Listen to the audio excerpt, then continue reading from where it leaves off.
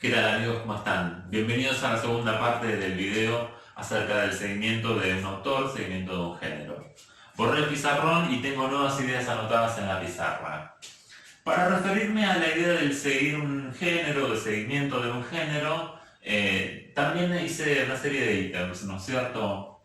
En principio tendría que ver seguir un género con leer varias obras de un mismo género, leer varios cuentos de ciencia ficción, leer varios poemas, leer varias nanas, etc. Leer varias novelas. Bien. Entonces ahí tenemos como el elemento que va organizando esta propuesta, ¿no? Podemos a partir de ahí complejizar y diversificar. ¿Qué nos aportaría una dimensión interesante? Que esos géneros estén actualizados por varios autores. Es decir, estamos leyendo cuentos policiales, bueno, vamos a leer cuentos de Edgar Allan Poe, de Rodolfo Walsh, de Conan Doyle, etc., ¿no es cierto? Eso le va a aportar a ese primer elemento que le da unidad a la propuesta una diversidad, una riqueza, porque vamos a ver qué aportaron esos autores, qué elementos nuevos trajeron para hacerlo evolucionar. Y eso entronca con el tercer aspecto que está aquí agregado, que dice investigar sobre la historia del género, sus obras y autores clásicos.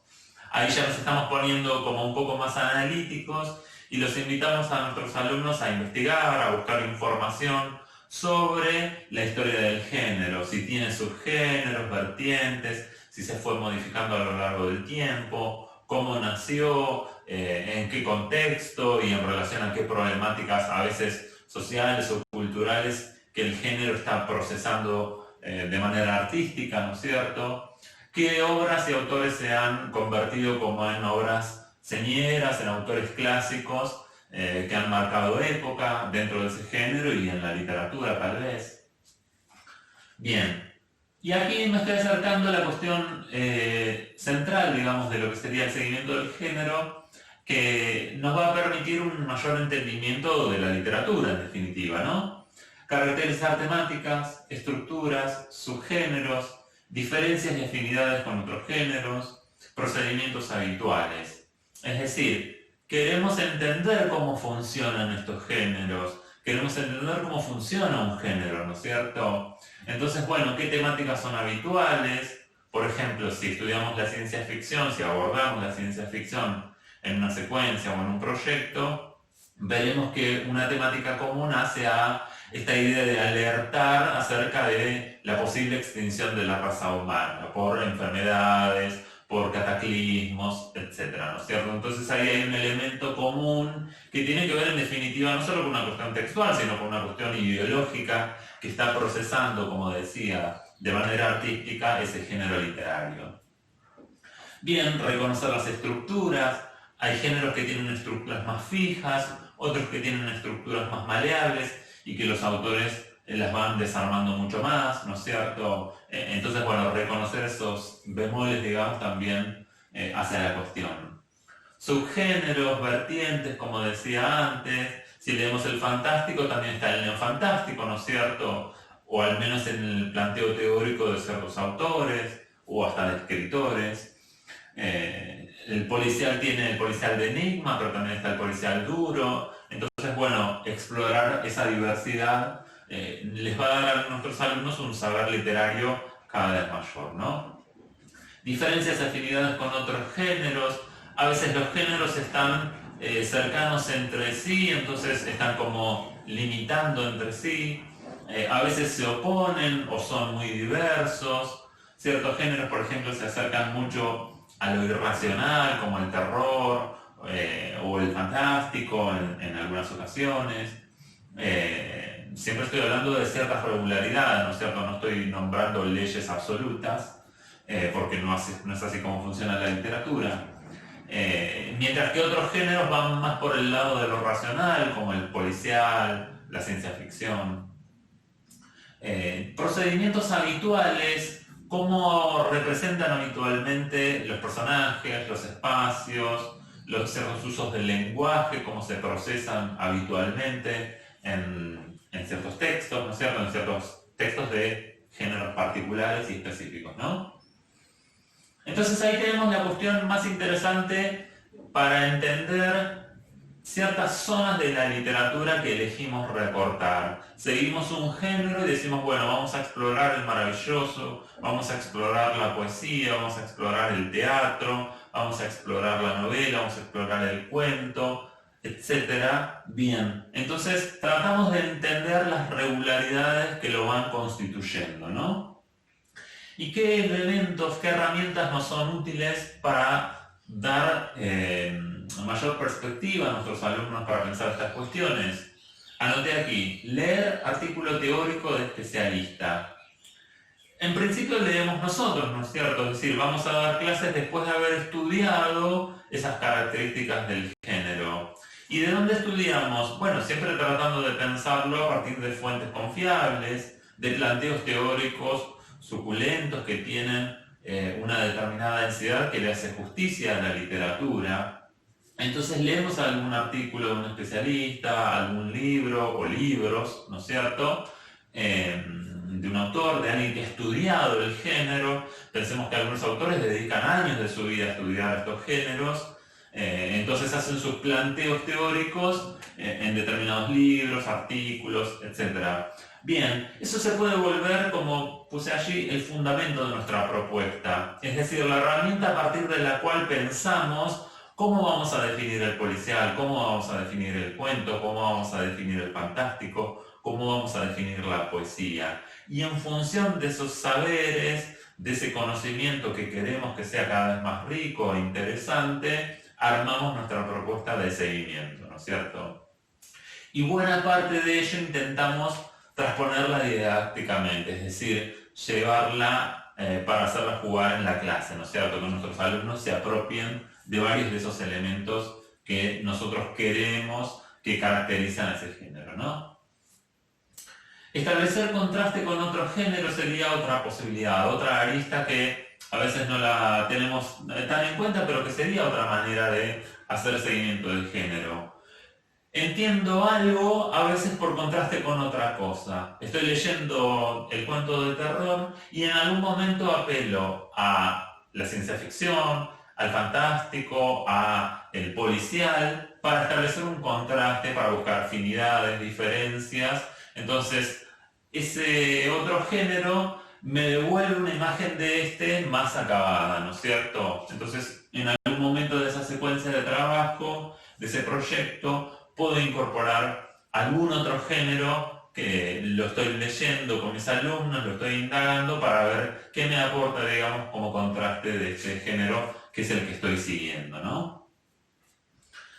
Escribir texto de ese género, bueno, ahí aparece alguna otra cuestión interesante, que es la idea de la escritura. Fíjense que lo puse en las dos llaves, en los dos esquemas de ideas, al final, pero no es eso menos importante, ¿no es cierto? Y me voy a referir a ello en otro video en particular, en específico, ¿no es cierto? Cómo pensamos la didáctica de la escritura de literatura. Así que los invito a explorar esos nuevos videos. Pero digo alguna idea respecto de lo que aquí nos convoca. Escribir un texto de ese género, escribir un texto de ciencia ficción, un cuento de ciencia ficción, escribir un poema o poemas, escribir un capítulo de una novela de manera colectiva a veces, etc. Se puede volver la instancia de apropiación, de consolidación, de ampliación, de profundización, de desarrollo de ese conocimiento que estábamos tratando de indagar, explorar y apropiarnos en la instancia de la lectura. Entonces queremos que la escritura capitalice mucho de eso que fuimos poniendo en juego antes en la instancia de la lectura. Armo este esquema clásico, ¿no es cierto? Leer, luego escribir, pero ustedes saben que eso se puede manejar de muchísimas maneras, ¿no es cierto? Bien, quisiera antes de cerrar el video hacer un par de reflexiones que me parecen interesantes y que se ligan con aquello que vengo desarrollando hasta aquí. Una sugerencia que suelo hacer yo es la idea de no superponer géneros. Si estamos leyendo en términos de seguimiento de un género y leemos cuentos policiales, Como decía, tenemos que leer cuentos policiales de Edgar Allan Poe, de Conan Doyle, de Rodolfo Walsh, de los autores que ustedes quisieran nombrar. Nombro casos muy clásicos, pero ustedes pueden poner algunos otros. Es decir, no vamos a leer cuentos solo de Edgar Allan Poe o solo de Conan Doyle. No. Tenemos un elemento común que es el género y a partir de ese elemento común queremos ver las diversidades, queremos ver la pluralidad, la riqueza de ese género, ¿no es cierto? Entonces tenemos, tenemos que ver cómo se fue desarrollando gracias a los aportes de otros autores, ¿no es cierto? Entonces estamos pensando en una idea que es la de la unidad y la diversidad. La unidad y la diversidad son elementos nucleares que van armando nuestras propuestas, ¿no? Eso se va a relacionar con algunas cuestiones que voy a decir más adelante. Otros ejes posibles: el seguimiento de un personaje prototípico, el recortar otras zonas de la literatura, como decía antes. No trabajamos la literatura, no trabajamos los textos literarios, trabajamos zonas, trabajamos géneros, trabajamos autores, trabajamos determinado tipo de personajes y podemos recortar también por temáticas, ¿no es cierto? Por espacios, por ejemplo, cuentos que transcurren en el circo o textos literarios que transcurren en el circo. Podemos buscar otros elementos unificadores y a partir de los cuales ver esas diversidades, ¿no? Entonces podemos pensar una cuestión muy interesante en nuestro trabajo, que es la idea de lo general y lo particular. Estas dos dimensiones se vinculan en nuestras prácticas y podemos cada vez manipularlas de maneras más hábiles. Por ejemplo, una práctica habitual en el nivel inicial o en el nivel primario, sobre todo en primer ciclo, es leer cuentos con lobos o cuentos con brujas. Entonces el personaje prototípico nos va armando la secuencia, ¿no es cierto? Perfecto, entonces ahí hay lo interesante. Hay un elemento general que es el que estamos poniendo en juego, que es general a todos los textos, que lo comparten, pero también queremos ver elementos particulares. Si estamos leyendo cuentos con brujas, perfecto, vamos a ver cómo es esa bruja, qué hace, qué dice, si tiene alguna fórmula mágica, etcétera, etcétera. Pero tal vez uno de esos cuentos con brujas tenga un uso de la metáfora muy interesante, o tenga usos del lenguaje muy sofisticados, y eso no se va a explicar por ser un cuento con brujas necesariamente. O estoy leyendo cuentos de ciencia ficción, supongamos. Entonces hago el seguimiento del género ciencia ficción y voy viendo que las temáticas son tales y tales, que las estructuras son tales y tales, que los personajes suelen ser de tal manera, que suele haber determinado tipo de hechos y problemáticas, etcétera, etcétera. Pero hay un cuento de ciencia ficción, de la secuencia que elegimos, que tiene algo interesante respecto de cómo describe un espacio, etcétera, etcétera. Entonces, eso no se explica por esa generalidad de la ciencia ficción, es un elemento particular de ese texto, de ese cuento en particular.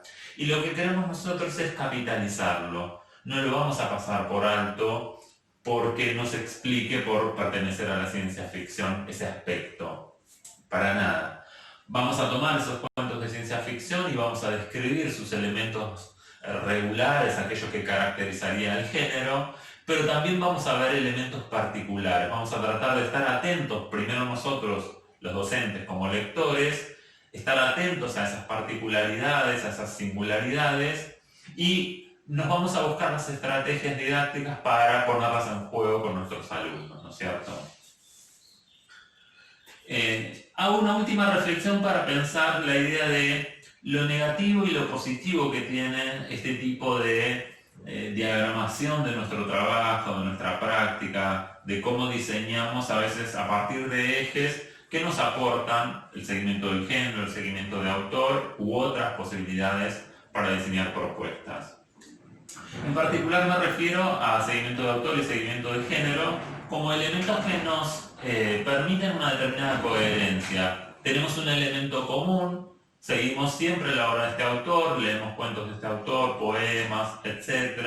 Buscamos sus particularidades, la poética, digamos, de su obra. Perfecto, eso nos permite hacer una progresión, vamos avanzando, primero descubrimos una cosa, luego otra, pero a veces tenemos algunos peligros o aspectos negativos que hacen a la mecanización de la práctica. A veces tenemos esta idea de que repetimos, digamos, esquemas, de que repetimos fórmulas, entonces queremos también buscar las maneras de escaparnos de eso para acercarnos cada vez más a describir, a dar cabida en nuestras clases a la riqueza y a la complejidad de la literatura.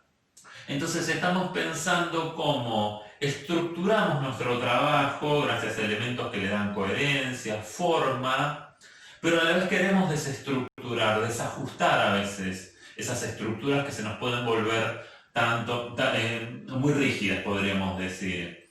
Por ejemplo, cuando hablé de lo particular y lo general, ahí estoy tirando una pista de cómo podemos salirnos de esas estructuras tan rígidas, ¿no es cierto?, que nos encorsetan un poco. Leemos y buscamos los elementos de la ciencia ficción, pero también buscamos otros aspectos que nos muestran otras aristas, que nos hacen entender desde otro ángulo la cuestión. Entonces estamos tratando de pensar un problema didáctico, un problema pedagógico, que es cómo damos forma a nuestras prácticas de enseñanza de la literatura u otros objetos, pero a la vez desestructuramos, desajustamos en función de no caer en la mecanización, en la repetición.